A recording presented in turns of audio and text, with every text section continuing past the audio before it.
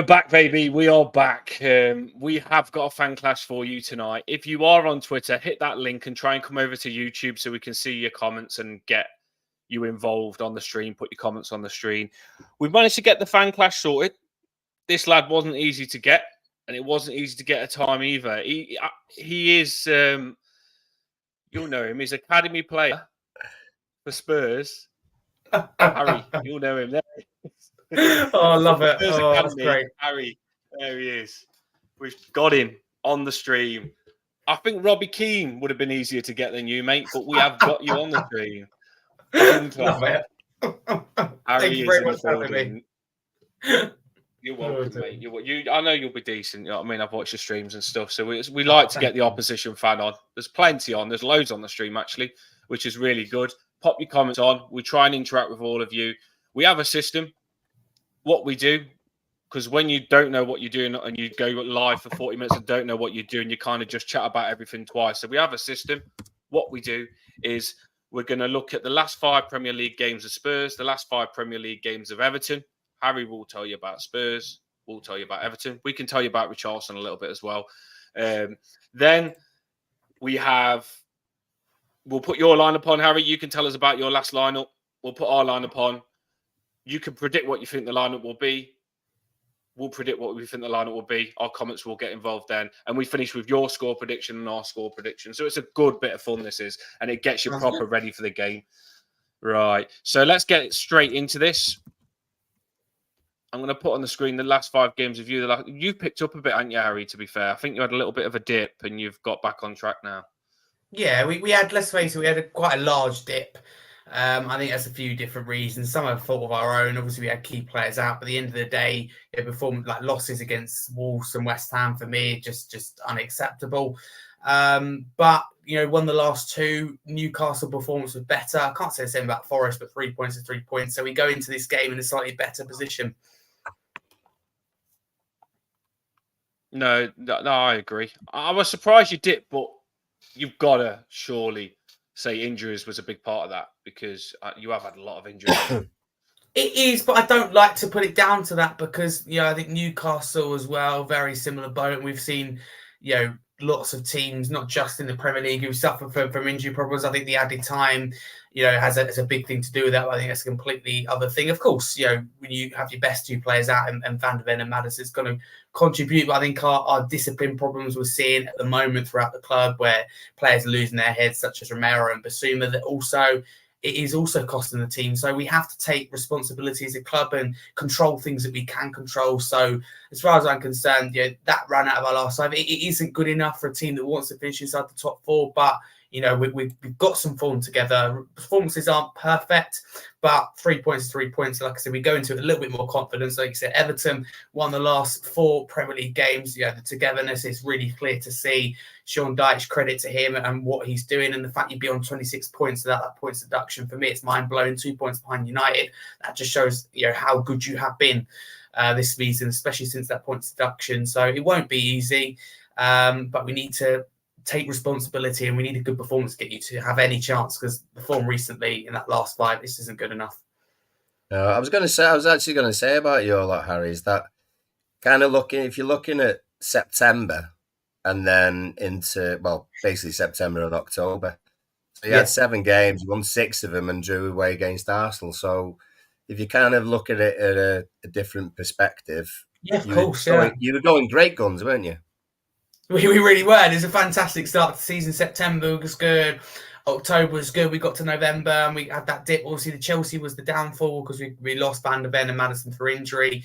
But still, this is where we've got to take responsibility, because for me, we have 11 players on that pitch. We still win the game. I don't think Chelsea were great. I think they were there for the taking. That game could have been done at half-time, but we have 2 players who lose their head. First in Romero, stupid challenge, then a doggy twice, losing his head for me. So we have to take responsibility, and we find ourselves with only 33 points on the board. That is of our own doing, because, not being funny, if we base it off performances, and we would have got 3 points against Chelsea, 3 points against Villa, 3 points against West Ham. For me, the worst performance of the season was against Wolves, and we deserved to lose that. So for me, we just have to do better because we've got the right manager. I think players are buying into the project. We just have to take responsibility for our own actions because it is going to affect the team, and we can't get to that next level under Postecoglou if we have players who lose their heads when we need them to either get back in the game or to maintain in that game. So for me, that discipline problem needs sorting out. Yeah, and I'll tell you what, we've got a great defensive record this month, in the last 4 games and everything. Am I right in saying that you guys have scored in every game so far this season? Correct. That's what it seems to be. Yeah. So right. something's gonna give come Saturday. I guess we'll find out. But I think Everton have been really strong defensively, which you expect with the Sean Dyche team, I think. But really compact defensive unit. Personally, from outsider, I think your midfield has a massive part in that. The way they protect that back 4 or 5 is really impressive, and they offer a lot at midfield 3 going forward, defensively and offensively. But I think that we'll probably score and keep up the record. However, I don't think it'll be easy for us because you're built really strong defensively, and we struggle because of the way we play to break down low blocks. And again, if you're Sean Dyche and Everton, you frustrate us and you keep with that low block, and the likes of Romero, Basuma's not playing because he's suspended, says everything, but Romero, like players like that will start to lose their head because they get frustrated and they put unnecessary tackles in, and that's where you get the problems. I'm sure people would love a clean sheet, so we have to see, like you said, somebody has to budge. Yeah What do you think, Dan? It has the potential for it does have the potential for a cracker because we're 4 wins, 4 clean sheets. I mean, I presume you had a power cut of our last game. You didn't see us on the last game. We're trying to move away from what happened last game, and I thought what better than this pre-match tonight, because I do not want to even think about Fulham at all. So we're moving on straight away, and this is a good time for us to kind of build a bridge and get over it, as I say, because that hurt. That really did hurt, that last game, and it hurt more than probably watching Jack drowned on Titanic. You know what I mean? That's how much it hurt me. But we need to move on. The door was big enough. She didn't let him on. The door was big enough. She should have let him on the door. I can't believe she let Jack drown. But yeah, it was on par with that, how much it hurt. It was interesting because when I was looking for you, Harry, and I was tracking you down, there's a couple of I listened to a couple of Spurs channels and stuff, and one of them was saying that don't get ahead of yourself. Like, we are playing better, but to say that Richarlison's changing Spurs and to say that Tottenham are back and that they're on top and they're back to win the league. What do you think now? Where do you think you're at? Like, what's your thought process now? Where do you want to finish this season before we get into... Well, yeah, listen, firstly, originally, or whether it's now, people are saying we can go and win the league. I don't know if it's delusion. I don't know. For me, I don't like to see that. First year under our project, realistically, we want progress. We all, as a fan base, agreed at the start of the season, we just want progress on last season.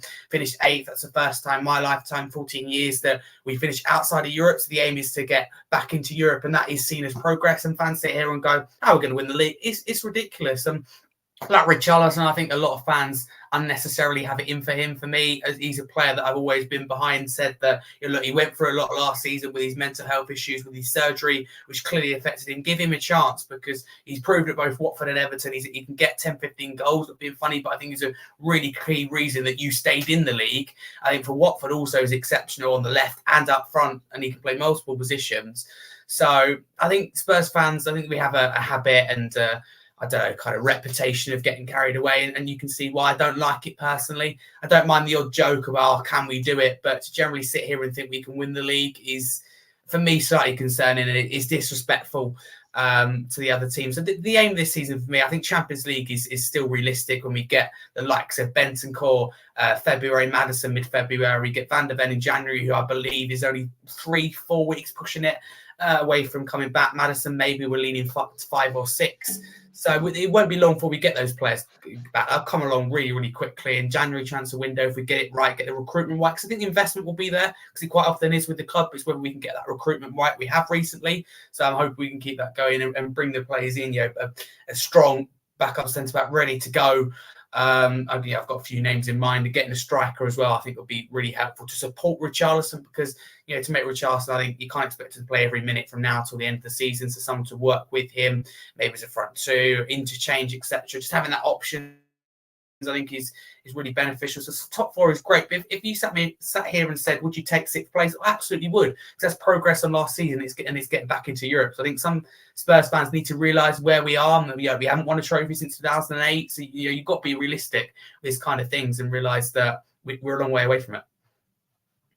You've got to be happy. I mean, I'm going to put your team on the screen now, but the last thing I'll talk about, I have to mention him because I love him. Your manager, he's fantastic. I mean, I don't like a lot of opposition managers, but I do think you can't not like him, can you? He says all the right things. His tactics are to win. I thought he was good before he come to you. I did know a bit about him before he come to you, and he's a cracking manager. You can't not like him, can you? He's amazing, and you went from having a lot of managers to not really. I feel that when you get the right manager, you feel like your club can actually move forward. Yeah. Otherwise, it's yourself, manager. Your club always feels like you're too big for your manager, and you end up sacking them. Your fans turn on them. But now you've got a manager that it looks like your fans won't turn on. It must make you feel a lot more positive because he can build now. I mean, you're happy with him already, so imagine what he's going to be like going forward. Yeah, absolutely. He's a breath of fresh air for me. It's as simple as that. And like you say, in football, it's very rarely you get an opposition manager. You go, well, you can't really hate him. He's quite likable.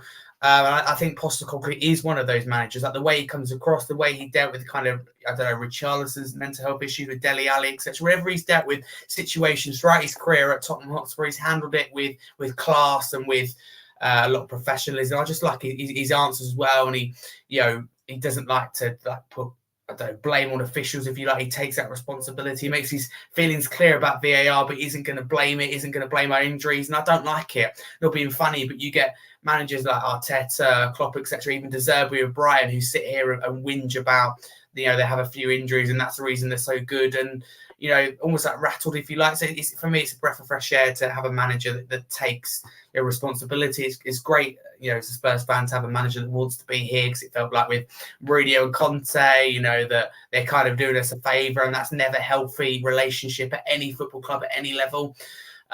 So for me, it's just great to see, and we know that we're on the right path and we have the right manager. For me, I just call for patience and for calm heads, and that includes players on the pitch, because I personally don't think you can win anything when you have players like Romero, Basuma in particular, also the likes of a Doggy, who lose their head in important matches. And I made it very clear this season, like Romero, for me, ability is up there with the very best, but what stops him from getting to that next level? Because in my personal opinion, Saliba, as a Spurs fan, I could openly admit this, Saliba is the best centre-back for me at the moment in the Premier League by quite a distance. And for me, what stops Romero from getting to that next level is that cool, calm head and be able to, retain yourself in big games, because it's cost us a lot of times this season.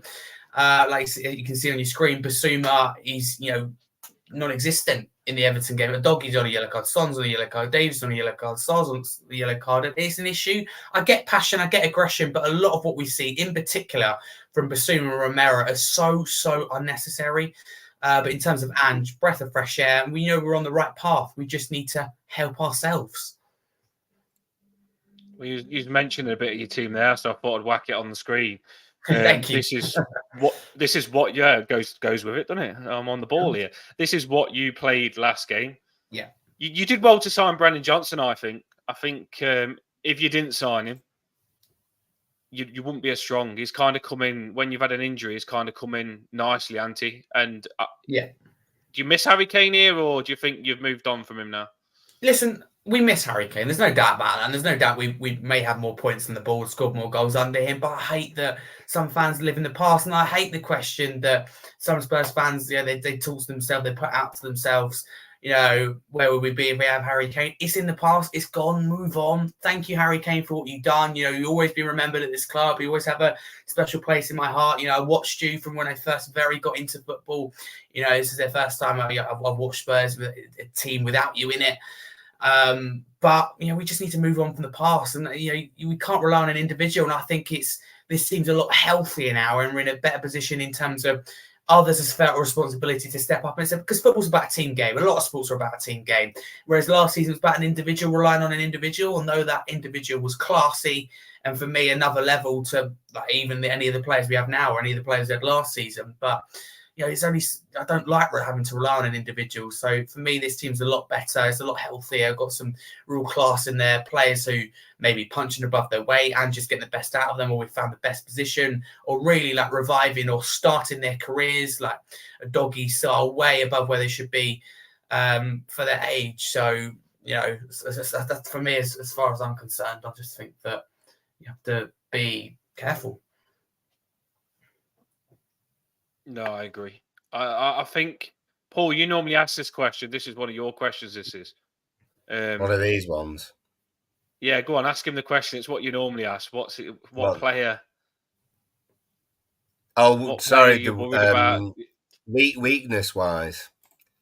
Yeah, no. I always ask because we tend to have usually a fullback, to be honest, or a centre back that we're worried about because things don't go right with them, whether it be Keane or Young or whoever. Have you got anyone in your side who is your kind of, oh God, he's playing, we better be careful kind of thing on your own side? Is there someone who's a particular weakness that you're kind of concerned about on your side?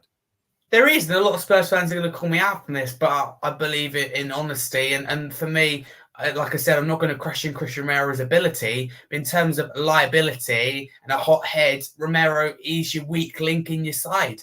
You could have the game, in one palm of your hand, you could be 3-0 up at the Etihad, but Romero goes and loses his head and you potentially lose, a point, 2 points, 3 points.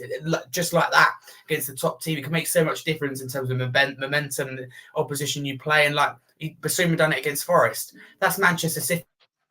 Not being funny, that's Arsenal, or that's Liverpool. Then I think we draw that game 2-2, or maybe even lose it 3-2. So we're just lucky. No disrespect to Forest, but it's a Forest team that was at the end of Steve Cooper's reign. We all kind of saw this coming. It'd been speculated for a while, and they not on a very good run at all. So yeah, for me, because Basuma and Doggy are suspended, so I can't name them. Romero is the weak link, but we know that he can be class. He can potentially be, I think he's definitely our best defender available now because Van der Ven's obviously injured. But we tend to have an Ashley Young game on guessing the minute that he's going to get booked. Anytime that he's playing, I can imagine Romero being in the same kind of ilk. To be honest, it'd be great when they're on the same team together. Suspended FC. Can you imagine? Easy money maker. That would be, I reckon. You betting you win loads. It seems to be the players that are from, like McAllister's the same, who's gone to Liverpool. These Argentina players, they're pretty feisty, ain't they? And I think he's the same, isn't he? For me, I would say the same thing as you, Harry. He's someone that I look at, and I always think that if you get at him, he doesn't like it sometimes. But then you put a bit of pressure on him when a lot of Spurs fans would say they like him. Yeah, a lot of Spurs fans, Harry, would say, like you said, some might clash with you on this. They would say he's your best centre-back and his experience, and you're a lot better with him. So it's interesting on that one.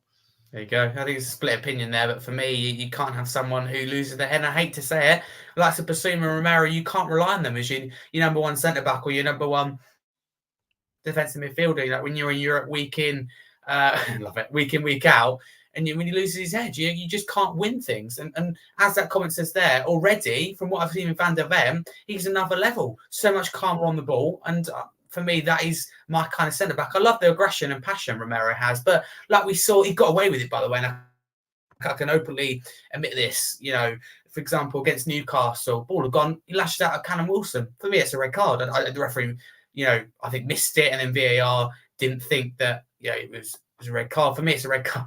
Thank you. No, I think it was a red card. He gets away with it. Forrest should have got a yellow card. So he's that player who lives on the edge. For example, Basuma, 3 suspensions for Christmas. That is just unforgivable in a season, let alone before Christmas. It's crazy stuff for a team that wants to be in the top 4. So Romero obviously is that weak link for me. Is your injury list, or say injury and suspension list, is that having an adverse effect? Bentancur, Basuma, Maddison, Perisic, Sessegnon, Van de Ven. Is that really holding you back, do you reckon? Or it is, in terms of, there's not for me a lot of numbers on there, but I think individually, like you said, Van de Ven, because Romero, and I don't want to let Romero out of this kind of, because I still, like, for me, I think he's in the wrong here. However, when he's Van de Ven next to him, perhaps he feels, less responsibility. Where he's not being funny, he's got Davies, who's not a natural centre back next to him. Perhaps he feels a responsibility to step up, because we don't see him do this kind of thing for Argentina. But yeah, I think injuries are holding us back. I don't like to blame it on that. I think our own discipline problems for me are an even bigger factor against Chelsea. Like I said, I think that's the big factor.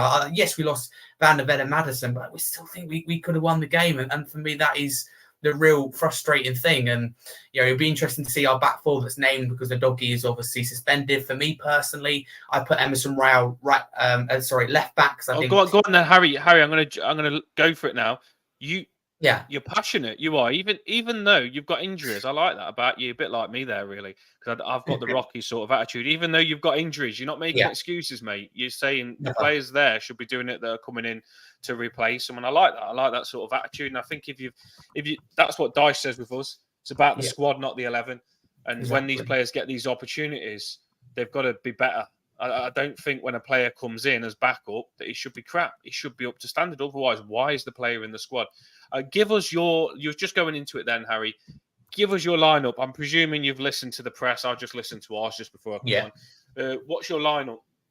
So my lineup, as far as I know, with availability, because there's a potential it could change. So just basically on this team we've got here, obviously Vicari in goal, Porro right back. I put Emerson Royal in for the suspended doggy, a left back, because I think Davis, for me, just can't play this left back, because in Ange's system they invert, and that's just not what Davis is used to. And Davis and Romero formed a really good temporary partnership. So them two stay at the back for me. Emerson left back. Midfield two for me would be Sarr and Højbjerg. I'd love it to be maybe more creative with Sarr and Gill, or Sarr and Celso if he's available. But for me, Everton, really tall, physical side, and Højbjerg, that suits his kind of game. And the rest of the front line looks the same with Son on the left. Kulusevski in that number 10 role, he has more freedom, more can dictate the play, isn't on the wing, slowing counterattacks down. Johnson, as you said, Paul, I think is been good. I think he will come good. I think is already, sadly, a lot of questions raised of him among Spurs fans, but that's, it comes with a price tag. We've seen with Richarlison. It shouldn't be about that for me. It should be, forget the price tag, focus on the players. It's not, the players' fault it's come with a hefty price tag. So it'd be still Johnson on the right, Richarlison up top, who's, in great form at the moment, 3 goals in 2 games. I think that lineup, is good enough. And there's no excuses, in any game, not for me, not to perform at your best. So, like, going back to what you said, I just don't think that, injuries are a good enough excuse, unless you've got, I get it, if we've got Vicari out, we've got Son out, we've got Romero out, Porro out, Sarr, you've got that list of 15, 20 players, and I go, okay, this is the reason. Of course, it contributes towards it, but if we have players that maintain a really cool, calm head, and I still like Wolves, that team was better than theirs, we could have easily beaten them. West Ham was a case of we didn't take our chances, but that would be my team, and that should be, not being funny, it should be good enough. But I don't think it'll be an easy game against a really good, at the moment, Everton side. Yeah. Can I also ask what you think? Can I say? Go on. Sorry, go on. I was going to say, when Richarlison scores, because he probably will, but he refuses to celebrate. Will you hate him for it? I see. For me, the way I look at it, and as someone who obviously doesn't, not football, of course, at that standard, but can plays football when they can. I just the thought of celebrating against your old club, I just don't like that. I've never liked it. We saw Watkins do that for Villa against Brentford. For me, that's disrespectful. So, to be honest with you, this may sound strange coming from a Spurs fan, but I'll be disappointed if he does celebrate. So I don't think that's the right thing to do. I think it's disrespectful to Everton, who played a big part in his career and kept them up, etc. And I'm sure there'll be a lot of love, and as there should be. For Everton, I'd equally be annoyed if an ex-player that used to play for us went to Everton and celebrated against it. I personally, I don't like that kind of thing. I think it's really, really disrespectful. I'd never celebrate. So I hope he doesn't celebrate, because like I say, it's disrespectful. And Everton, he's a really key player for you. Scored a lot of goals, kept you up, etc. So there should be nothing but love and respect between both. I'm with you. I'm just waiting for the fume.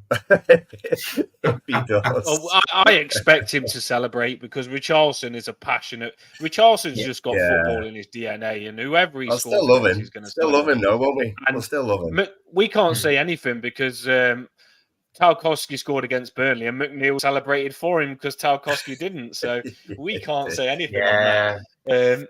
I was just going to touch on before we move this off. Undogi is a good player. I didn't know he was missing as well. And Basuma, I knew he was missing. That's two players that was gelling you together in a weekend squad. That's like there you go. Yeah, but fans, seriously, Spurs fans sit here. Exactly, you got to stay positive. But Spurs fans sit here and go, "Oh, these injuries." Like we lose to Everton or we draw, they go, "Oh, these goddamn injury." Yeah, okay, Basuma and Doggy, they're both not injuries. They're both our own fault. That's two key first team players. A Doggy really, really key at such a young age in the way he reverts in Ange's system. Basuma, I think we've finally seen the player we signed from Brighton. A lot of quality, both creatively but especially offensively. Ball carrying midfielder. And Sal doesn't perform as well with Basuma not there. And don't tell me players can perform at their best when they know that, like Son in particular, I know it really affects him because he doesn't like to get suspended. Very rarely does. So it's going to be the back of his mind, and you can't perform at your best. It's like with Everton, not being funny, but you Ashley Young gets a yellow card, for example, or Tarkowski gets a yellow card. They can't defend, can they, at their best? And in the back of their mind, go, I can't go in for that tackle. And that just isn't. I hate it. It's horrible. Absolutely. Especially for someone like Ashley Young, I think knows at some point he's going to have to. The moment a player gets a card, Harry, I want him to come off. The moment a player does get a card, I want him to come off because, I say bring him off. Not because I think he's going to get red carded. Well, partly because of that. But I just say bring him off because you can defend on it. You're going to be defending in all times and counter attacks. Nice that you can just pull down and then gather back up. Do you know what I mean? Where you can actually get a yellow, deliberately yellow. Yeah. So I just want players to come off on yellows. I hate players getting yellows. It's something that your manager probably does need to address for you because, like you say, you don't injured you can accept, but getting suspended, Basuma, and your left back in big games where you need a strong squad and you've got loads of injuries, it's not nice. Right, I'm going to put on the screen. Harry gave it's good to get the opposition fan on because he told us all about Tottenham. Then you get a better insight, and he gave us his lineup as well. Now I'm going to put ours on. Don't get too scared. We have had a few injuries. Like we won 4 in a row, but then all of a sudden in the cup game, which I put the cup game lineup on because I feel that I normally put the last Premier League. I feel I've got to put this up because this is going to be kind of what we've got because we've managed to pick up a few injuries. The information that we've got in the press conference is that Mykolenko is on the grass, which is massive for us because he's been a revelation left back for us. He's on the grass. He is on the grass. He's rolling around up and down the hill on the grass, Mykolenko is. I'm happy because Branthwaite's the best centre-back in the world, and I don't want to see him playing left-back. Although he played very well in the Cup left-back, I don't like players out of position. So I'm hoping Mykolenko's fit for this. Are you, Paul? Oh God, yeah, because we just felt off balance, didn't we, on Tuesday? Didn't feel right at all having Branthwaite left back. Get him in the middle, God Almighty, get him in the middle. It feels like when you've got a centre back, left back, you can't pass the ball that well because having a left back that's a left back, he can cut in, he can pass it, and it just connects everything together by having natural players in natural positions. And although I felt Branthwaite played well there, I prefer Branthwaite to Keane at centre back because Branthwaite passes the ball from the back better, and then the left back works better with your wingers. So I will like Mykolenko to come back. We will give our lineups on this. Get your lineups in the comments and we'll read them out on the screen and then we'll finish with score predictions. Harry, I'll let you have a bit on this. What are you scared of? What scares you about us? Or are you that confident you're not scared of nothing here? Listen, I'm being honest with you, because of our last 2 wins, I'm confident going into it, but I'm realistic. I think it'd be a really tough afternoon where it'd be hard to break down a low block. We have to be patient. Players will have to not lose their heads, if you like, and fans will have to back the team to the end because we know. And whenever we played Burnley in the past, it's often been exactly the same. We had that on against where we won 5-0, etc. But apart from that, it was always really, really tight. It was always at 1-0, 2-0, sometimes even the other way. So I think it'd be really, really tough. Looking at Everton side, like I saw them in the week, and Brathwaite left back. I didn't think he'd done bad at all, and credit to him for stepping out of position. But he's so much better centre back. I just personally question. I don't know from outsider. Could have Godfrey played left back, and you had the centre back pairing of Togarski and Brathwaite. I just don't know. I don't know what Godfrey, if he can play left back or not, but obviously doesn't get a lot of minutes at the moment. Could he have done that? And if Mikalenko, for whatever reason, isn't fit for the game last minute, etc., for me, for Everton's sake, I think Brathwaite has to play in that centre-back role, and therefore you look to the likes of, I don't know, Godfrey, whether they can play that left-back role. But I think Everton, for me, where you will really have a chance at getting the points out of the game is your midfield, especially with Basuma out. I think, look at your midfield, Garner, Nana, Gay, etc., and I think they're really, really strong. Like I said, they offer stability, they offer protection to those two centre-backs, the whole back four. And I think there's creativity in there. Anana, I think at the moment in particular, I really, really like. Gay, I'm still not sure about. I still don't think it's the same player that originally Everton had, but I think he's improving personally game by game. I think Garner looks really good in this system. McNeil, I think, is the form of his life at the moment. Harrison, for me, puts really hard work in, and Calvert-Lewin is, again, from a neutral point of view, it's great to see him fit. We know what a top striker he is, and if injuries weren't a thing, then I'd love to know where he would be. So that Everton side for me is good, but also you've been hit by injuries. Neither of us can. It's why we can't use injuries as an excuse. It happens to every club, as I saw a comment earlier saying. So I don't think it'd be easy. I think Everton in particular defensively hard to break down. Set pieces, we're awful at defending them. You're really strong at set pieces, so I can't honestly predict how this game's going to go. It really depends for me on who gets the first goal. We get the first goal, we have to come out and play a bit more. You get the first goal, you probably sit in on it, and we really struggle from then. So it's going to be really interesting to see Saturday afternoon. No, we do miss Decore as well. He's one that was scoring quite a few goals for us. And Absolutely huge, he really was good. So we miss him because he was kind of the key to where Garner could be next to Onana, and then you'd see Decore in front of him, and Garner and Onana click better than what Garner is clicking with Onana. Yeah, so we're a little bit, but like you said, you can't make too many excuses. You've got to find ways, and it's been a lot of fixtures in the last 2 weeks, so you are going to get everyone's got players injured. So when you played Newcastle, they had injuries, like you say. So exactly, probably worse than accept it and move on.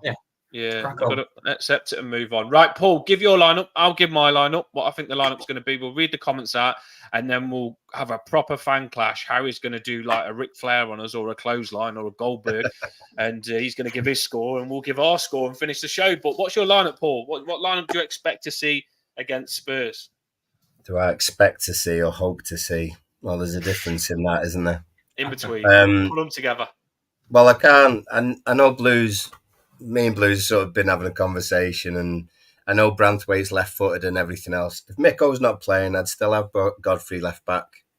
Yeah. He was good enough for us a couple of seasons ago at left back. Why not now?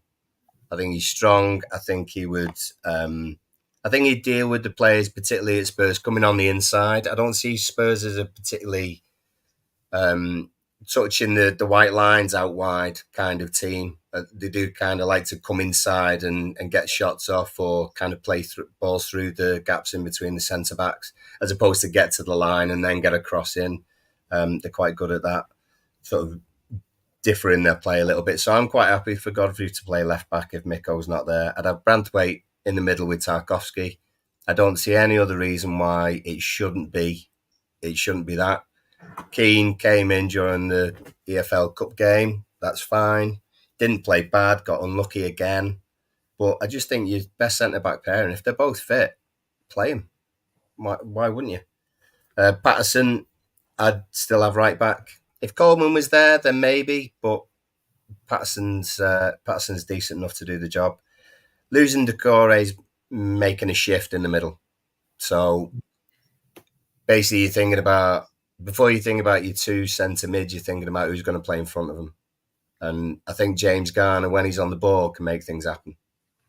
He's different from Decore, so he's not going to go sort of powering forward, and looking unpredictable and everything. So I'll probably have Garner Gay next to Onana, and then James Garner in front.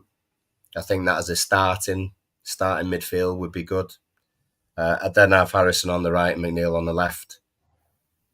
beyond that, I think you're choosing players who maybe aren't as defensively minded, or certainly don't have two halves of their game. They have more attacking sides of the game. You know, if you brought Dobbin in or you brought Danjuma in, they're not gonna go back very often and be effective defensively. So they're kind of players who come in the last kind of half hour, 25 minutes, even last 10 minutes, depending on what the score is. Arguments up front about should Beto start, should DCL start. I think Beto at the moment, alongside, sort of as opposed to DCL, is better coming on than DCL is. I think Beto makes more of an impact. He's more physical. He seems to be more straightforward. You know, the third goal against whoever it was, so many games.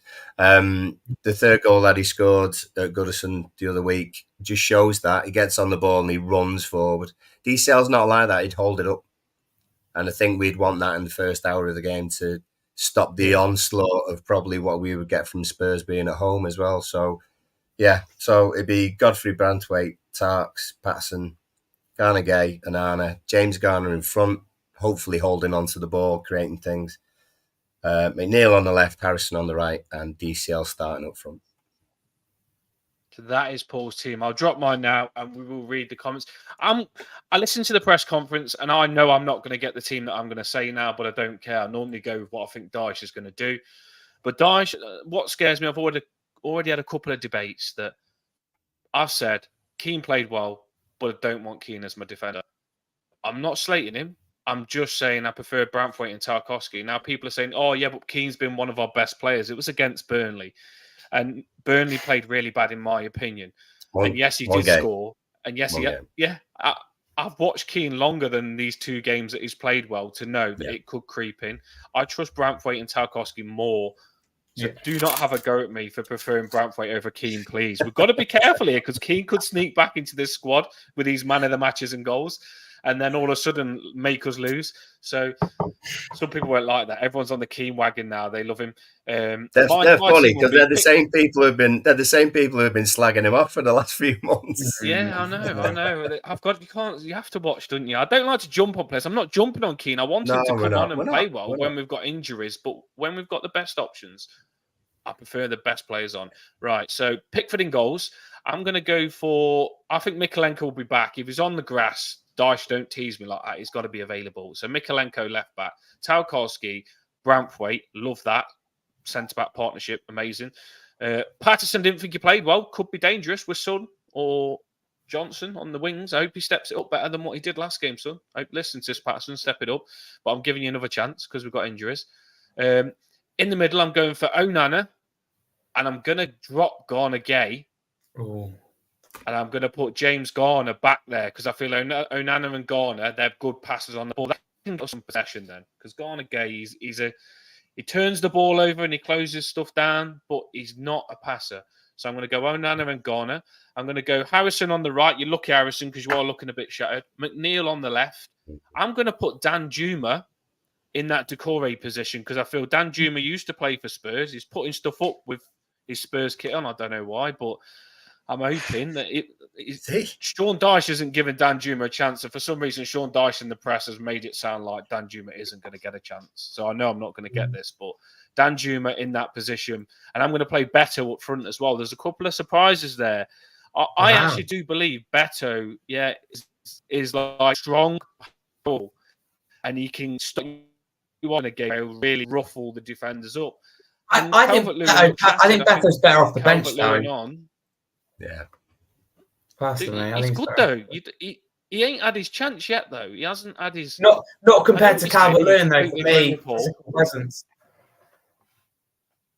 I'm not saying Calvert-Lewin's crap, by the way. I'm just saying Calvert-Lewin's had a bit of a knock and he's played like 2 games in a row, 80 minutes, and we probably do need to rotate these strikers because we've finally got 2 really good strikers. So maybe just putting Beto to start and putting Calvert-Lewin on for him might trigger Calvert-Lewin back up to in his form. He comes on, he scores. Beto scores, Calvert-Lewin scores. That's the thing, though, Harry. Some people think when you drop a player, you're saying the shit. You've got to rotate your team. Otherwise, you can end up with injuries and stuff like that. So I wouldn't say me dropping Calvert-Lewin saying that he's bad. I just think, why not give Beto a chance when he keeps scoring? What's he got to do to get his chance? I know he might start off well. I don't know. I could be wrong on that. That's my team. Right, let's get the teams in the comments on the screen because we are looking to wrap this up not long now. We'll get your score predictions on after. Harry, have your score prediction in your head. We'll have ours. It's going to be interesting. I've already got mine. The clash happens. Cool. Have you? Yeah, Cass has gone Coleman if he's fit. Patterson if he's not. Miko, I think that's what we all want. Miko on the left back, but yeah, he's gone Miko, Branthwaite, Taki in the middle. Harrison, McNeil, James Garner, and Onana with a Beto DCL double header up front. There you go. Guys, how long is very positive. Do you know Decore how long he's out for? Say again, Harry. Do you know how long Decore's out for? It's a month, I think. It's a month, I think, isn't it? I'd heard a month anyway. It's probably about 4 games. 4 or 5 games the way it's going. Decore, I'll give you an update because I seem to know everything because I'm Everton obsessed at the minute doing this channel. Decore, he's injured, but Dye says he's a very quick healer in all of his other injuries, and it won't be long. So it's probably just going to be after Christmas. He said he's normally a quick healer when he gets injured. He's been really good in that number 10 role, and for me, that allows you to play Garner and Onana in that midfield, which is, for me, your strongest midfield pairing. So you get Decore back, and you can push on even more, I think. No, that's fair enough. We need, we're going to need a name for if Beto and DCL are playing up front together. You know, like Shearer and Sutton used to be SAS back in the day. We're going to need, what are they going to be? BAD. They're going to be bad. Could be. Because we've got Jack, because we've got Harry on, we're going to have to go for like Flo and Zola. Flo and Zola. You're still going back 20 years, mate. Chelsea, Flo and Zola. Couldn't think of any other Chelsea freaking players. There you go. Here we go. Blues knows his stuff. He's always clued up. So Pickford, he's a referee, is the Blues. Miko. Oh well, is he really? Premier League referee, the Blues is. He just don't reveal it on the channel. He hides it. Taki and Branthwaite in the middle. Harrison, McNeil, Gay, Onana. Hang on a second. Oh yeah, sorry. Garner behind and Beto up front. 4-1-1-1. 4-1-1-1. 4-4-1-1. And he has to put the numbers at the end because he's so technical. That man is the Blues. He always corrects me all the time. Without him, I'd be lost. The Blues. Any more, Paul? Who else we got? Lineups? Hazrat's on. Patterson, Miko, Tarks, Brand. I think that seems to be the preferred one if they're all fit. Onana and James Garner in the middle. Harrison, McNeil, and again double header. Gone for bad up front. Beto on DCL. Someone come up with a better one because bad sounds awful. That's Harry's fault for saying he's worried about us in the air and they're not that good at defending set plays. So imagine that on corners. Imagine that on corners. We've got some Branthwaite, Tarkowski, Beto and DCL all running towards you. We're losing that battle. Do you see his hat shaking? The bell's jingling. He's shaking now. Yeah. I'm scared of a few things. I'm scared of Brennan Johnson. He scored against us when he played for Forest. I'm scared of Son because he's just a shitbag. Sometimes he turns up, sometimes he don't, but he will against us. So that you've got players I'm scared of as well. We've got set plays. You've got a lot of players that really will go at us. So this is going to be a cracker, this, isn't it? Yeah, it's going to be. Any more, Paul? And then we'll do our score predictions. Yeah, Paul is in. She said, same back four, Patterson, Miko, Branthwaite and Tarks. James Garner and Onana as your 2 middle. Harrison and McNeil. Let's see. Harrison, Danjuma and McNeil, I presume, as a 3 then across the midfield ahead of James Garner and Onana, and then Calvert-Lewin up front. Do you know what I thought of before we do the score prediction? I actually thought about, if Mikalenko's not available, playing McNeil left back, because when he pushes up as a left back, his delivery is going to be amazing. And McNeil does track back, so he showed that defending ability. So I play McNeil left back, then play Danjuma left wing. And I just feel that would be really attacking down our left-hand side, and it just kind of clicks everything together then a little bit. That could be a good one. Blues has been on. How dare you call me a ref? I know, yeah. He isn't really, by the way. But Harry is probably thinking we've got a professional referee on the channel.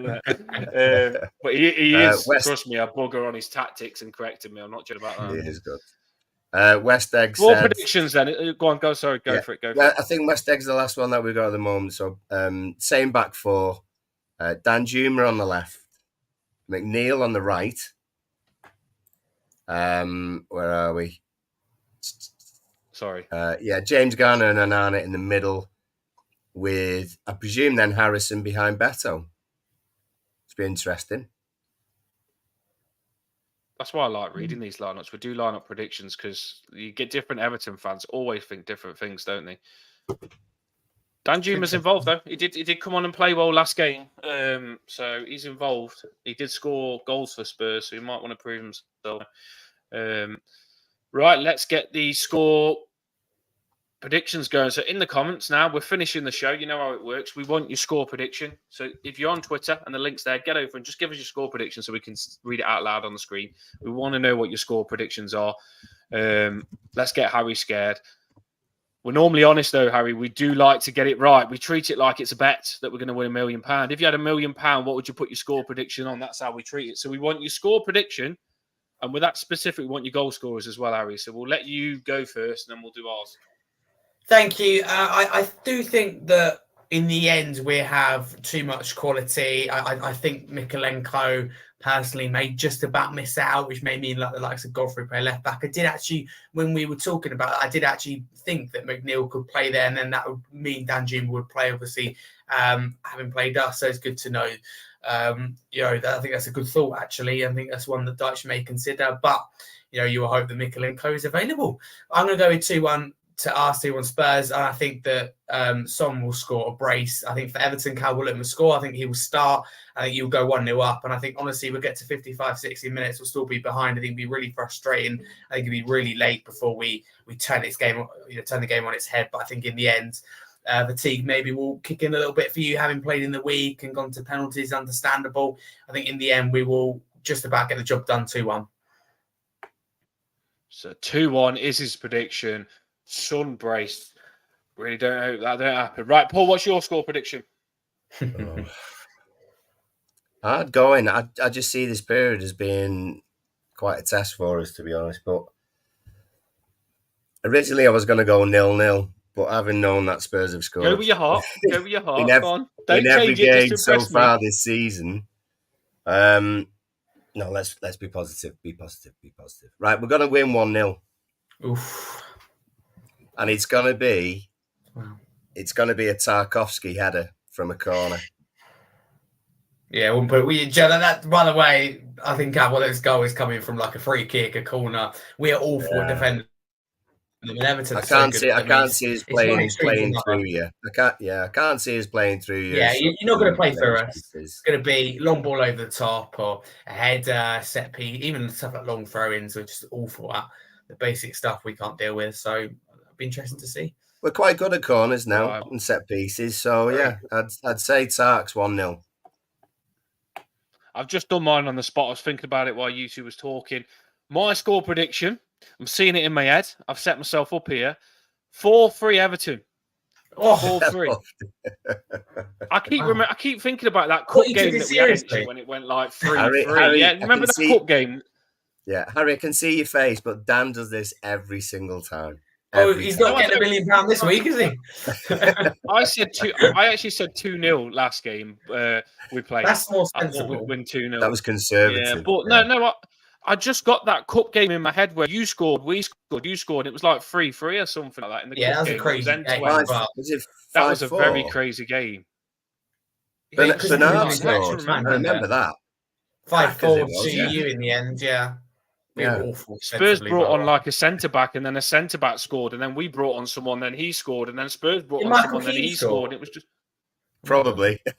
I think he did. I think it was a winner at the end. 5-4. From a corner, wasn't it? Like a little volley. Might well have been. I think we've got your best you best get ready because I think we've got another one of those games. Your manager goes all out attack, and we're known for keeping clean sheets, which probably won't happen. So you've got good attacking players. I don't think we're going to keep a clean sheet this game. He'd rather he loves entertainment. For me, I look at this kind of game and go, you get the first goal, you sit back and make Everton have to come out and make it difficult, but we just keep going.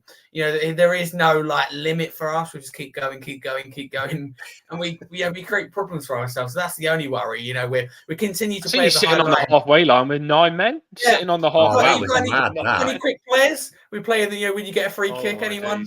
Garski win the header. Anyone with a little bit of pace? Harry, to finish. Harry, what did you think? What did you think of that Chelsea game? Because I was talking to some other fans earlier on today about that Chelsea game, where you were suddenly like just on the halfway line. What was going through your head? But I was there myself. I was, you know, I want to get behind this manager, but that's just criminal. You got Sterling, you got Cucurella, you got Jackson, who. You know, I think none of them have been fantastic this season, especially Cucurella and Jackson, but they've all got pace. We're playing this high line, right? But I get it when you've got the quickest registered player in the Bundesliga last season in Van der Ven. I kind of get that. You've got that player that you can always rely to get back, but he's not. He got injured, came off, and we're still doing it. I was like, what? You know, we've got Porro and Udoki. They're not known for being the quickest. Romero, you know, in the end got sent off by the time we started really playing this high line. I was like, hang on a minute, we got two, you know, not natural centre backs in what I think at the time was Dyer and Davis. It was slow as a slug and a snail between them. So, and we're playing the high line. It's criminal. So we shot ourselves in the foot, like, you know, so many times. The high line with 2 players getting sent off. So in that way, I kind of look at it and go, you deserve to lose that. But it's annoying when your performance in the first half is so good. It worked though. It did work for a long time. It worked for a long time. Dan, it did not work. It worked. It worked for a while. On another day, for a while. Guys, chance goals allowed. It could have been 2-2. So I don't know. For me, it's not what I would have done. I would have absolutely not done that. I tell you what, it was entertaining. It was entertaining to watch. It's entertaining, and he loves that. He'd still do it again. Yeah. He's class manager. I like him. And if he wants to sit on the halfway line and just let Calvert-Lewin run in, I don't mind. But it did work for a bit. Because I was thinking this isn't going to last for long. It worked for a bit, but it's easy to figure out, isn't it? You just start behind the defender, give it everything. You can beat Darren Davis. You can start, you know, I don't know, all the way down the other end of the pitch, and you still fancy to beat them. So just need to time the run, and eventually they realise. Everyone just loved that game, though. That was like the most talked about game. That was the moment he did that, and I like that a manager's got a bit of bollocks. I like a manager that doesn't. I love that after the game he goes, with 4 players would have given it a game, and they said to him, "Would you do it again?" Oh, I'll do it again. It's not an option. I'll do it again. I don't regret. So there you go. Love that. Well, I hope Dan's scoreline comes through instead of mine. To be fair, it sounds like an amazing game. Yeah. I'm going to do my score prediction. My score is really quick here, sorry, but I have to do them, unfortunately. It's 4-3. My scorers will be, I think Beto will score a brace. I think Onana's going to score because everyone hates him at the minute, and I don't like that because I love Onana. So I think Onana's going to score. Really yeah, but it's because he missed the penalty. You know, bad at penalties, though. That's what it is. His penalty was awful, and people cry about that. Well, I'm fuming with the penalty, but I've moved on from it because it was a really bad penalty. So yeah, Beto, it wasn't great. It was really bad, really like it was bad. I'm going to forget about it. I'm not talking about that penalty ever again. It wasn't the finest season. No, he's definitely a good player. Some people, do you know what, Harry? Some of our fans was like, I don't want to see him in Everton shirt again after he missed that penalty. Really? Yes, honestly, that's why I say that. That's Twitter for you, Harry. That's Twitter. Yeah, fans are crazy. It's nice to know that it's not just your own fan base, you know, because I scroll through daily and think, honestly, you get this many deluded people who go get these players out of club. And like, seriously, right? We lost to that West Ham game with people saying it's time to pull the plug on Ange. I was like, seriously? Am I seriously seeing that? People suggesting it. We had a hashtag. I was like, do you know what? I can't be doing this. So it's good to know it's not just your fan base. Oh yeah, it does catch on though. That's the problem. You have to watch because just sometimes one person. It's like a bad disease, though, isn't it? That kind of passes on. It is. Someone could go on a space straight after and just say, "Oh, he's shit," and then someone will think, "You know what? He is shit," and then someone jumps on, and then all of a sudden, it's turned about 1,000 people against the player. You get a lot of people who say things for clicks and attention, like when you say Ange out, you're going to attract half of the Spurs fan base instantly, because it's an absolutely ridiculous comment. So I think some people are clever. I think some people are deluded as well. Let's face it. Yeah. Some people like Who's your, who's your other scorer, Dan? My other goal scorer is Dwight McNeil, and then their goal scorers, I'm going to give. I don't want to give Richarlison. My daughter loved Richarlison. I don't think it's I love Richarlison, but I think it'll over. Normally, when Richarlison, he will score, won't he? I don't want to give him one, but I think he will. Son will score. The Swedish lad, Kulusevski, is it? Kulusevski. That's a new name for him. If you want to have a new name for him, and a lot of people do say Kulusevski, so I'll let you off. It's not the first time I've heard it. He's probably good at chess. There you go. Who knows? You have to ask him. Who else have you got? Who else can add to that? I'm going to give Son a brace. Well, no, that's free, isn't it? Yeah. Yeah, I said Son brace. Yeah, I think so. I don't know who will score for you, but I'm just saying 4-3. Yeah. Let's get the score predictions up in the comments, and then we can. This is going to be a big game. This is. We win 5 in a row if we beat you, Harry. 5 in a row. It's crazy stuff. We've got to win the league, surely. Yeah, we've got to win the league if we win 5 in a row. 6, 7, 8, 9, 10. Yeah, if we do that, it's the first time that we've won. Is it 5 without conceding? I can't remember if it's 5 without conceding or 5 on the bounce. I think it's 5 on the bounce. 1970. So it's bound to happen now that it's not happened for decades. Cass reckons that it's going to be 2-1. DCL, Beto, and Richie. A lot of people think Richie's going to score, to be honest. Although Paula thinks that we're going to keep him in clean sheet. He's done a good record. I can't see him. I don't know, getting 4 or 5 in 3 games. But who could be wrong? I like this Richarlison we're seeing at the moment. When he was with us and he got on a run, it lasts quite a long time actually. He's in the mood. He's in the mood, isn't he? Yeah, he lives off confidence. He plays with passion. He's absolutely. Yeah, definitely. So Paula reckons. Are you just getting a compliment there? You're just getting a compliment. Tim Cahill shirt. This is Tim Cahill. I'm getting ready for it. I thought, you know what? I looked at all my tops and I thought I'm picking the Tim Cahill one out tonight because we need a bounce back and I'm ready to smash Spurs up. And Dan changed his time, so I messaged Harry. Sorry, he changed his time and he was like, "Can we do it 10-2 instead?" And I was like, "We're smashing you 10-0 now, mate, just for changing the time. I'm ready for this game now. I'm ready for this game." Some people, Dan, some people would call that a Royston Drenthe shirt. That. If you remember him. Yeah, a lot of players. I used to love the team back then. Yeah, I remember everyone. Osman a little bit. Pinar. Everyone, isn't it? I used to love them all. Yeah. Right. I'd love another score predictions. Yeah, Paul reckons Danjuma and Onana. I'd love another clean sheet, to be honest. That'd be some achievement, that, to be honest. West Egg reckons 2-0 to us, Beto and McNeil. Blues. I can't see it's not scoring personally, but you are very good defensively, so who knows? Never know. Go on, snap on it. Go on, make him angry. Go on, Harry, get angry. It's not happening. Don't just take it, Harry. Blues reckons 1-1 here. Punches back. No, Blues reckons Branthwaite. I'll be throwing the punches after the game, don't worry. I'll be coming back to this. I'll play it down for now, but we'll see at the full-time result, you see. Yeah. The last laugh. I've heard London could be like that, to be honest. Yeah. Darren, 1-1. Blues has said 1-1. You can imagine Branthwaite banging their head in, can't you, to be fair? Yeah, absolutely. I'd be very surprised if one of you centre-backs don't score, let's face it. Keane has a good record against Tottenham, doesn't seem to score anywhere else, but when it comes to Burnley and Tottenham, he does all right, doesn't he? And Targarski against us quite a lot as well. Brathwaite, really liked, by the way. We'll absolutely take him in January. Don't think we'll get him. I think a big price tag will, and you can understand, be slapped on him. So he's very good physical presence again in that box, and we just don't have that. Got no one to kind of deal with that. Harry Kane used to head the ball away. We don't have that. We're quite a smaller side. We, like you say, play through teams. We're not a physical side, but whatever team, if it's a Manchester City, you still need to be strong at set pieces. However, we're a very key part of the game. Yeah, no, I agree with that. Darren says 2-1. 2-1's a common score, to be fair. El said the same, 2-1. all the score predictions cracking. We always go win.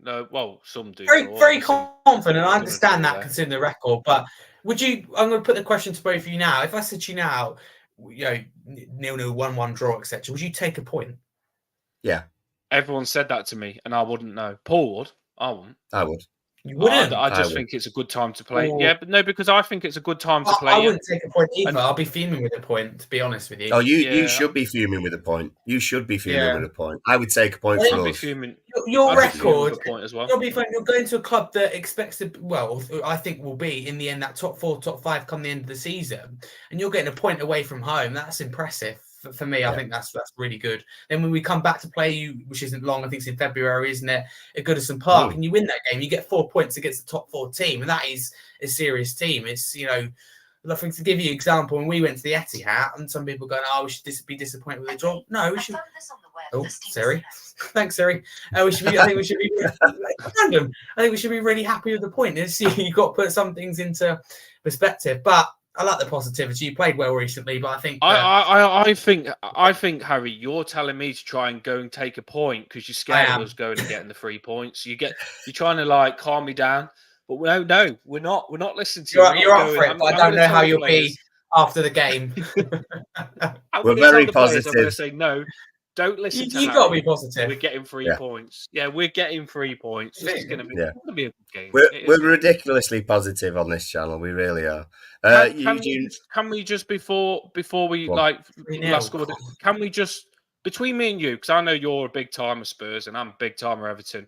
Can we just negotiate the Dele Alli thing? Can we just have him for free and just bugger this 10 million off so we can actually play? Listen, at the end of the day, I want what's best for Dele Alli. And that's it, done, sealed, right? He can play. That's it. The money's gone. You just said it. What's best for Dele Alli? Love it. Well, I'd take an extra 10 million if you got it, but it'd be quite handy for the January transfer window. I don't know how it'd be spent anyway. But listen, we want what's best for Dele, and I think that Sean Dyche is the right manager for him. I'd love to see Dele come back to Tottenham. I can't see it happening though. I think that he's best somewhere like Everton. I think it'd be easier for him to get back into the first team, etc. But I think he's good to see him. The places I think he's a lot better than he has been recently. So it's great for him. So to be honest with you, I think maybe Spurs in particular, I don't know, but I think it's kind of built up as quite a big thing. And I think both clubs need to put the priority of the player first. And it's just great to see him on the football pitch, whoever that is for. I agree. That was such a diplomatic answer. I love it. He's. Do you know what? You can't have him. It's a fan clash, but he's a good lad, and I don't know how I've done it. I've managed to keep getting good opposition fans on, and you've been class tonight. I just want to give you a shout out. By the way, if you're still on, like 20 on. If what's your channel? Like you've got your own channel. Like you can tell already because you're a cracking speaker. Give yourself a shout out. Thank you very much. Yeah, I've been doing it for too long now. I consider myself as old, which is a bit odd, isn't it, for a 14-year-old? I feel like I've been doing it for a while.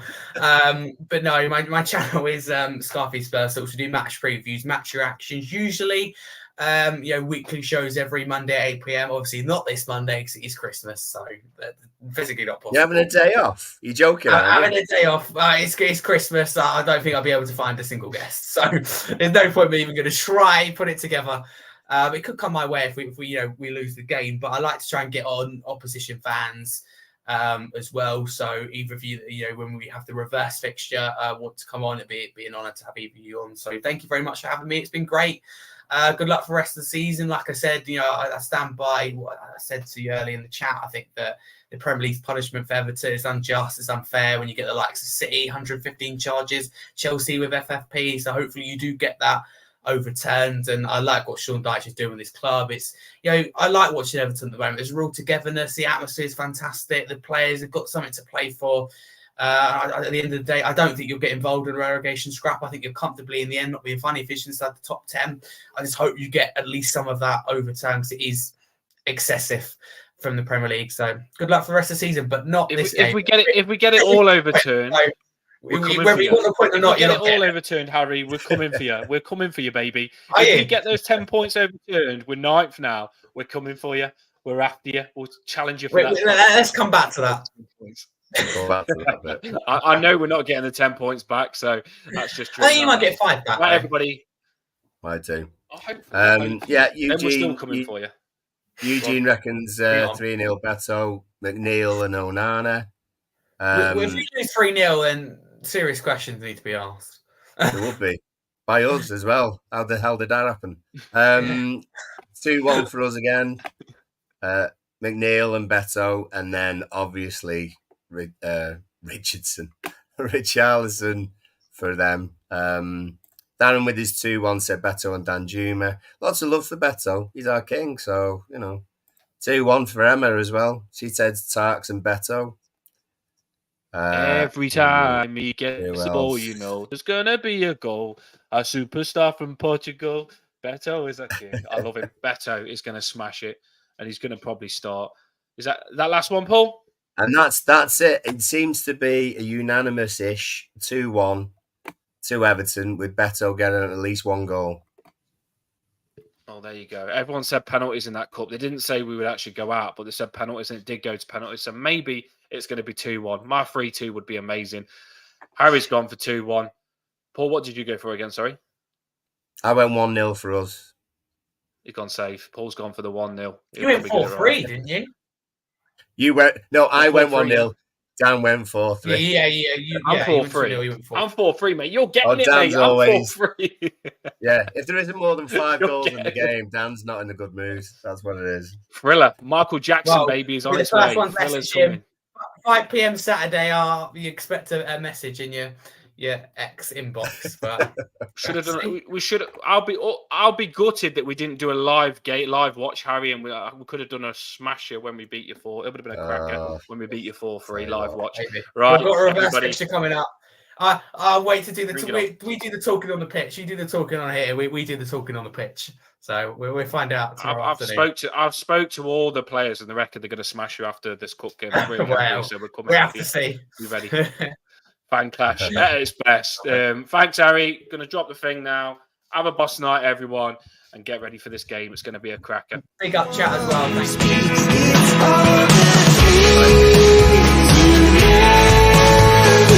you.